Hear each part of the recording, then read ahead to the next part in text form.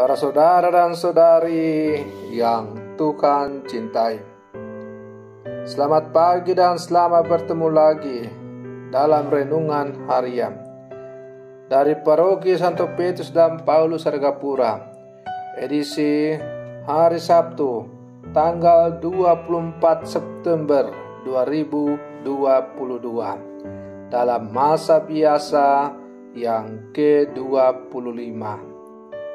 Mengawali hari yang baru ini, kita hendak mendengar dan merenungkan sabda Tuhan.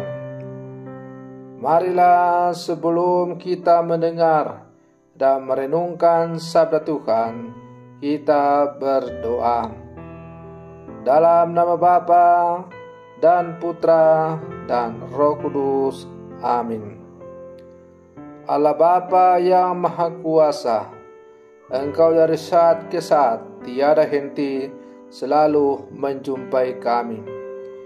Dengan pelbagai macam cara, Engkau selalu hadir untuk membimbing dan tidak pernah meninggalkan umat-Mu. Terima kasih atas segala kehadiran-Mu dalam seluruh kehidupan kami. Pagi hari ini, kami hendak mengawali perjalanan hidup kami di sepanjang hari ini dengan mendengar dan merenungkan sabda-Mu. Semoga sabda-Mu yang selalu kami dengar dan kami renungkan untuk mengawali aktivitas kami semakin menyadarkan kami bahwa Engkau selalu hadir dan berjalan bersama dengan kami. Terpujilah Engkau Bapa, Putra dan Roh Kudus, kini dan sepanjang segala masa. Amin. Para saudara dan saudari yang Tuhan cintai, sabda Tuhan yang hendak kita dengar dan kita renungkan untuk mengawali hari yang baru ini, hari Sabtu, dalam masa biasa yang ke-25, tanggal 24 September 2022, diambil dari Injil Lukas pasal 9 ayat 43b sampai 45. Tuhan bersamamu. Inilah Injil suci menurut Lukas.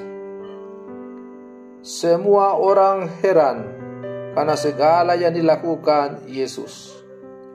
Lalu Yesus berkata kepada murid-muridnya, "Dengarkanlah dan camkanlah segala perkataanku ini. Anak manusia akan diserahkan ke dalam tangan manusia." Mereka tidak mengerti perkataan itu, sebab artinya tersembunyi bagi mereka, sehingga mereka tidak dapat memahaminya. Dan mereka tidak berani menanyakan arti perkataan itu kepada Yesus. Demikianlah sabda Tuhan.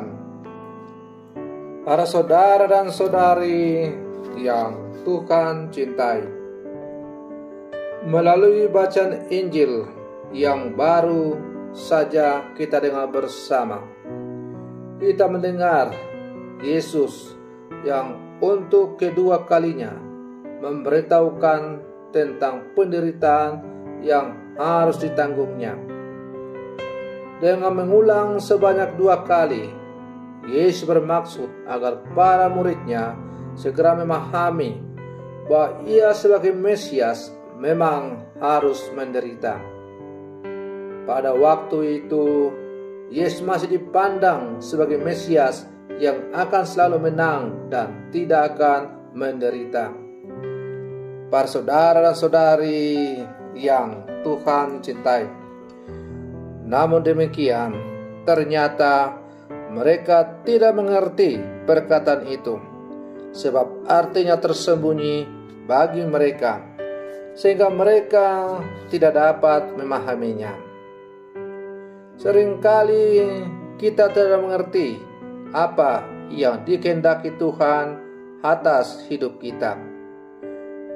Pertanyaan, mengapa Tuhan, mungkin sudah sering kali terlontar dalam doa-doa kita ketika mengalami situasi sulit. banyak peristiwa yang terkadang tidak kita inginkan, tetapi justru terjadi. Seringkali pula ketika jawaban yang diharapkan tidak juga kunjung ditemukan, kita justru marah dan berpaling dari Tuhan. Para saudara dan saudari yang Tuhan cintai, karena itu kita dapat bisa mengerti bahwa para murid yang notabene juga dekat dengan Yesus tidak begitu saja mengerti mengenai Kristus yang harus menderita. Sebagai seorang pemimpin besar, konsep bahwa Yesus harus menderita dan menyerahkan diri tidak ada dalam pikiran para murid. Mereka mengira bahwa Yesus seharusnya dipermuliakan sebagai utusan Tuhan, bukan menderita. Oleh sebab itu, kenyataan bahwa Yesus harus menderita dan wafat justru tidak dihiraukan dan ditolak. Para saudara dan saudari yang Tuhan cintai, dalam menjalani hidup ini, kita ingin segala sesuatu berjalan sesuai yang kita inginkan. Ketika ada peristiwa yang tidak kita inginkan, kerap kali kita tidak bisa menerimanya. Hal ini sama saja dengan yang dialami oleh para murid. Mereka tidak bisa menerima kenyataan pahit akan nasib sang guru. Akan tetapi, justru di balik semua peristiwa pahit yang kita alami, ada kemuliaan Tuhan yang menunggu untuk dianugerahkan. Sesudah sengsara dan wafatnya, Ia bangkit dengan mulia mengalahkan maut. Tanpa sengsara dan wafat Kristus, tidak pernah ada warta akan kemuliaannya.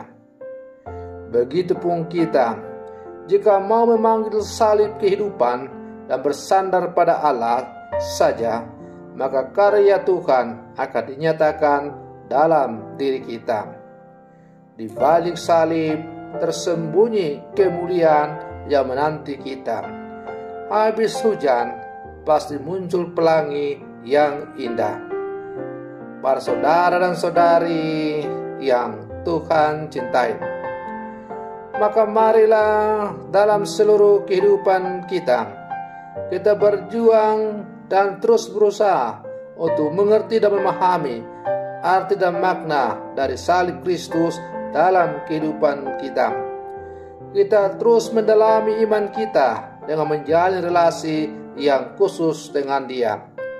Apabila kita sungguh-sungguh memiliki kedalaman iman yang tangguh, maka yakin dan percayalah bahwa dalam setiap peristiwa hidup yang kita alami, pasti kita akan dapat menangkap pesan dari Tuhan yang hendak disampaikan kepada kita. Mari kita berlangkah bersama sebagai murid-murid Yesus yang hidup zaman sekarang, para saudara dan saudari yang terkasih, untuk menjalani seluruh kehidupan kita dalam terang sabda Tuhan. Dan dengan terang sabda Tuhan itu, kita akan mampu menangkap apa yang Tuhan kehendaki atas seluruh kehidupan kita.